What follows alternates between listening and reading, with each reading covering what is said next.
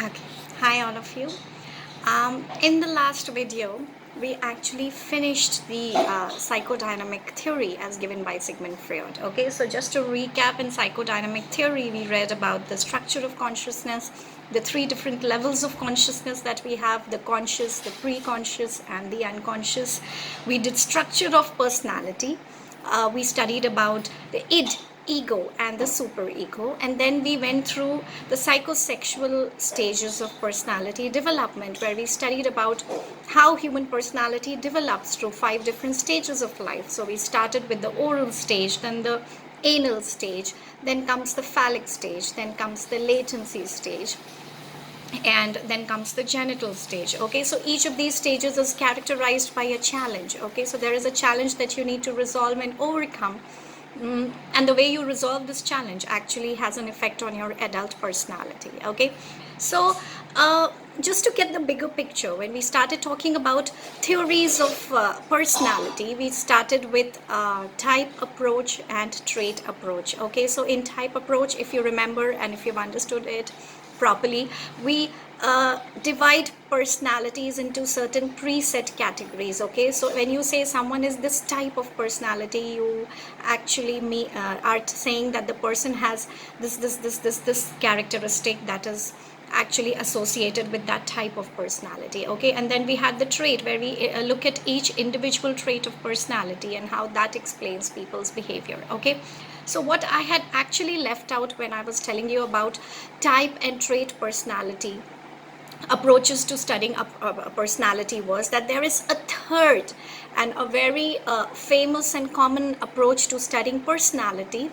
which is called the interactional approach to studying personality. Okay, so it's a very important approach that you need to understand, and it has also come in boards as a separate question many times. Okay, so you could have a question in board like, what do you mean by interactional approach to personality? Okay, so what is interactional approach to personality?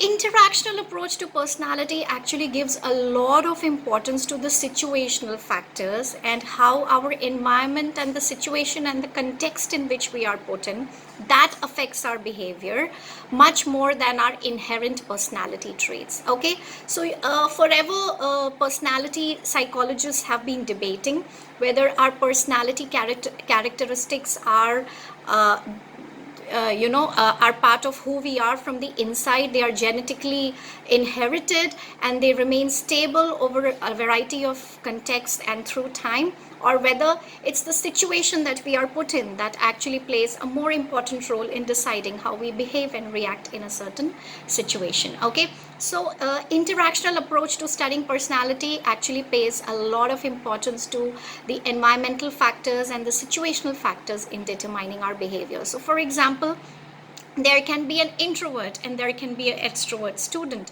There can be a person who's very talkative and there could be a shy student. Okay, but when you are put in a common situation, for example, when you're all sitting in a class listening to your teacher, the situation demands all of you to be quiet. Okay, so irrespective of whether it's a talkative student or it's a shy student, in front of the teacher, everybody, when a class is going on, everybody is quiet because the situation demands so.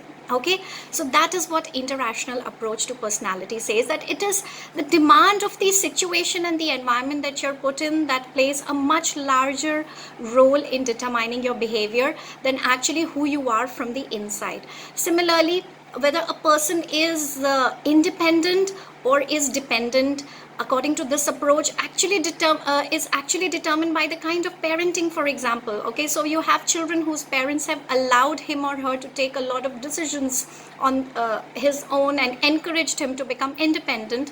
That kind of child grows up into being more confident child and is capable of taking independent decisions by himself. Okay, as compared to a child who has been brought up in a surrounding where people have always been coming forward and making decisions for him or her, and probably he never got a chance or she never got a chance to make those decisions himself or herself. That kind of person would actually always be looking towards others to make decisions for him or her. Okay, so it's more of your environment and the situation that you are in that determines what kind of personality you would grow up in. So that is the interactional approach to understanding how personality develops. Okay, so now you know, when we are talking about different ways and approaches to study and understand personality, there are actually three different kinds of approaches. We have type approaches, in which we divide personalities into different types.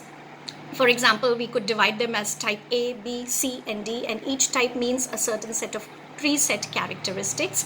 Then we have the trait approach. In that, we studied a lot of theories. Okay, so we studied Alport's trait approach theory, we studied Cattell's trait approach theory, we studied Ising's trait approach theory, and we studied the big five-factor theory. Okay, and third approach to studying personality is the interactional approach to personality. So for example, if I give you a question like dash approach of personality gives enough importance to situational characteristics and understanding personality traits, it would be interactional approach to studying personality. Okay, so I hope all of you have understood by now what is interactional approach to studying personality. Okay, so with this we have finished the major theories of personalities. Okay, now we'll be following it these theories by some other theories, recent development in personality research and psychology. So a lot of theories, after Sigmund Freud brought out his psychodynamic theory,